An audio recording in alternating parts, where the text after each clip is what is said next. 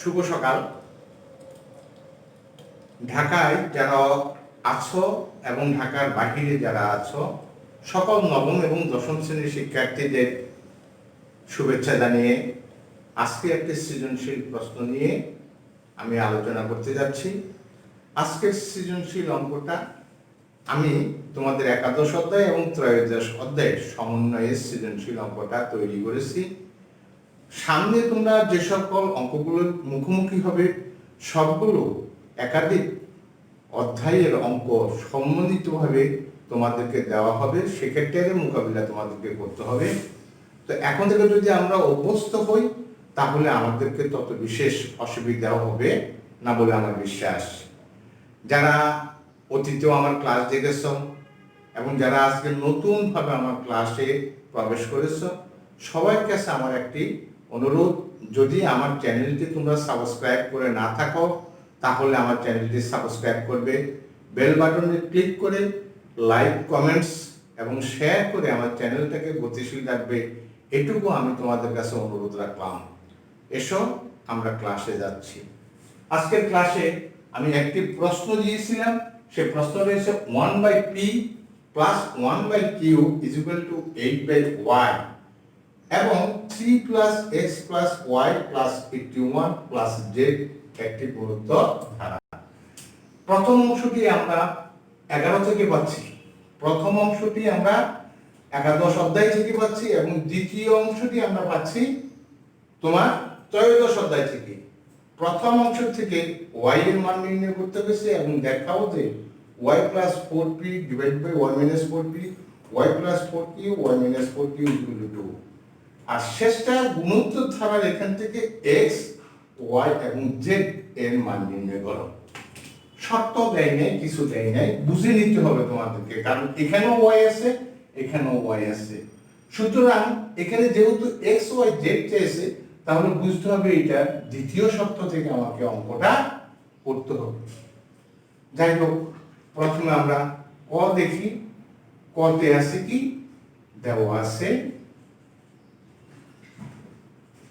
দেওয়া আছে 1/p plus 1/q is equal two 8/y বা pq, লসাগু হবে pq, q plus p is equal two 8/y বা y into p plus q, p plus q is equal to 8pq, 8pq।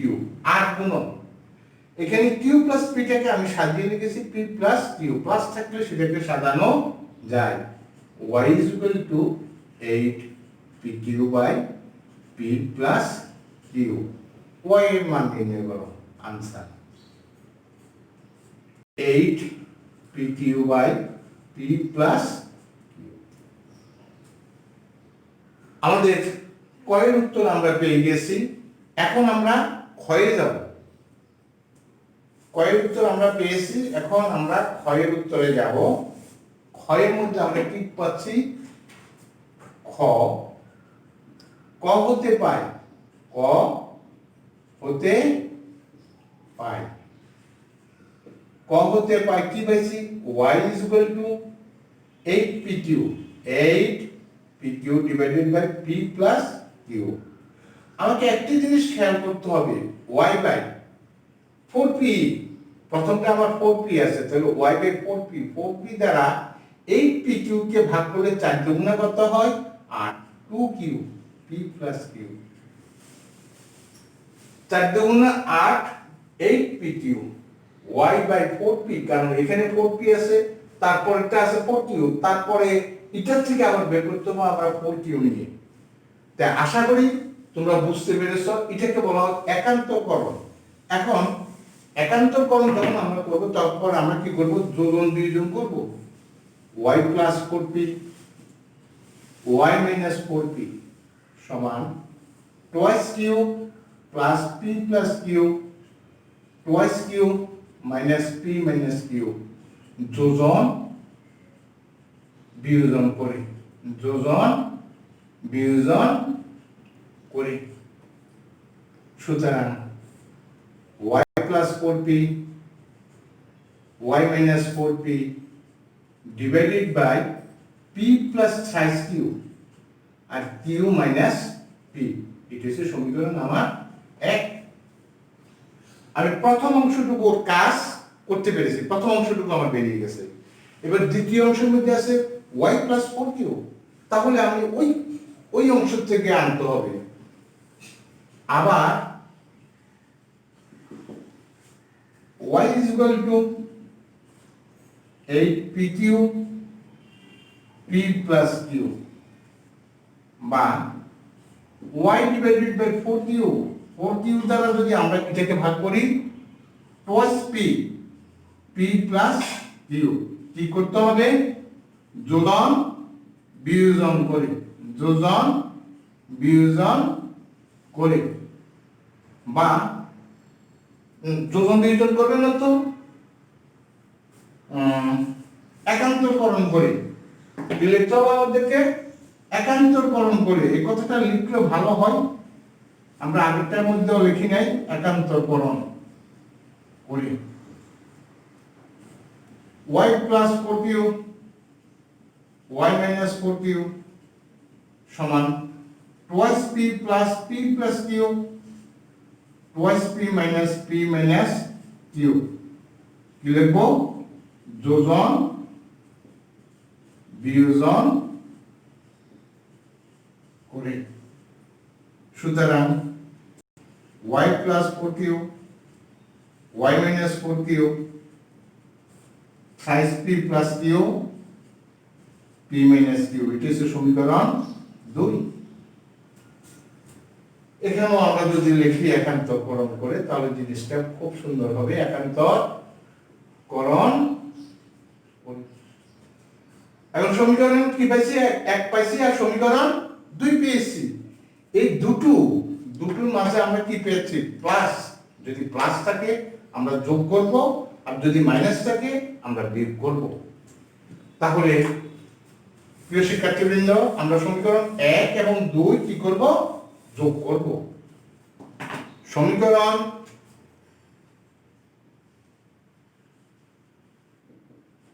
1 যোগ 2 হতে y plus 4p y minus 4p plus y plus 4q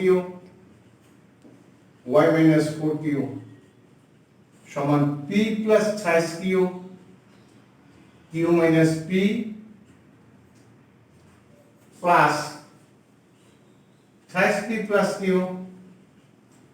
p minus q সমান p plus thrice q q minus p minus q minus p thrice p plus q।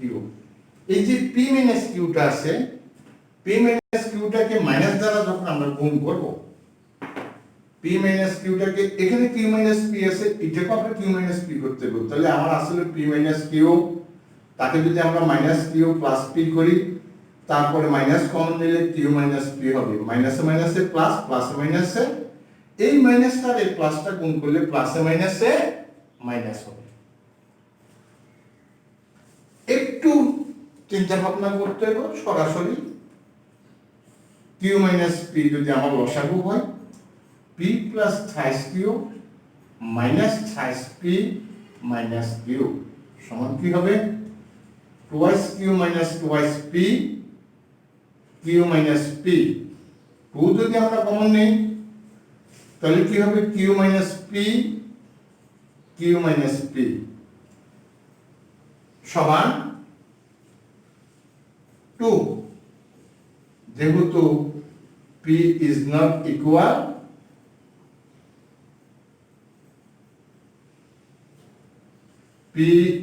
equal, q। সুতরাং y plus 4p y minus 4p y plus 4q y minus 4q is equal to 2. দেখাও যে show SHOWED। আশা করি ক্ষয়ের উত্তরটাও তোমরা যথাযথভাবে বুঝতে পেরেছ। যদি তোমরা ক্ষয়ের উত্তর বুঝো তাহলে আমি তোমাদেরকে এখন গয়ে চলে যাব। গ ছিল আমাদের ত্রয়োদশ অধ্যায় থেকে। ধারাটি কি ছিল? প্রদত্ত ধারা সমান 3 plus x plus y plus 81 plus z. এখানে গুণোত্তর ধারাটির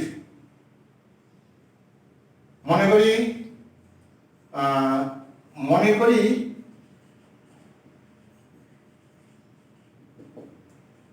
গুণোত্তর ধারার প্রথম পদ সমান এ, সাধারণ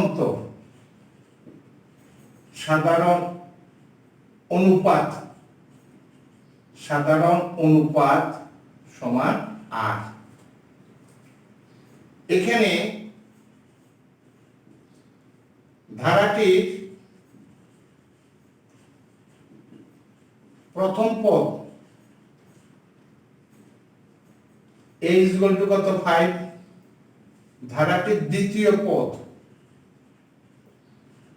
ar = x, ধারাটির তৃতীয় পদ ar² = y, ধারাটির চতুর্থ পদ ar³ সমান 81 এবং ধারাটির পঞ্চম পদ ar⁴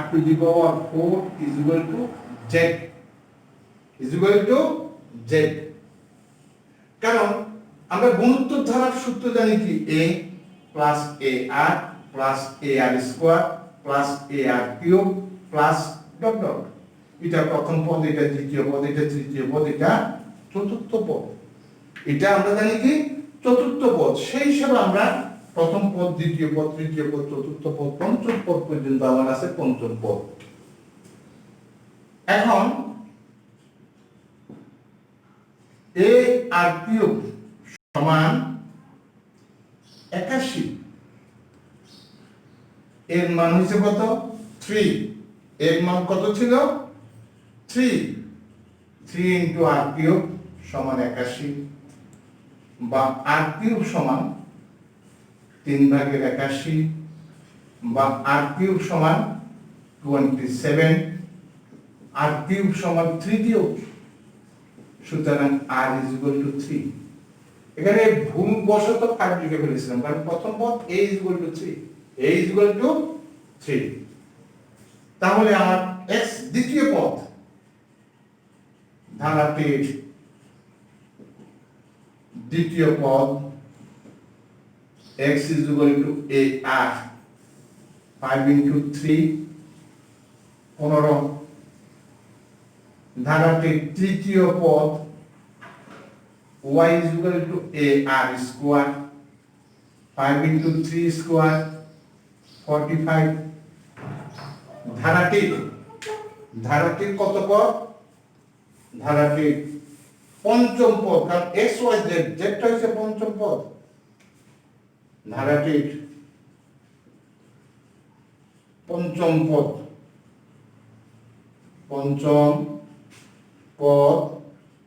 z = ar⁴,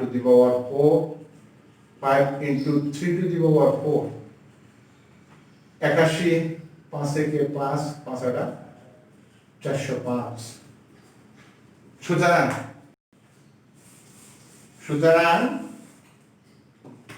x = 15, y = 45, z = 405। Answer. প্রিয় শিক্ষার্থী, আমরা আশা করি আমাদের ক্লাস আজকের মতো এখানে শেষ করতে যাচ্ছি। তোমরা সকলেই ভালো থাকো, সুস্থ থাকো, আমার জন্য একটু দোয়া করো, আমি যেন আগামীতে আবারও তোমাদের জন্য সৃজনশীল অঙ্ক নিয়ে তোমাদের সামনে উপস্থিত হতে পারি, এই দোয়াটুকু কামনা করি। তোমাদের সুস্থতা, সুন্দর জীবন কামনা করে এখানেই শেষ করছি। ভালো থেকো।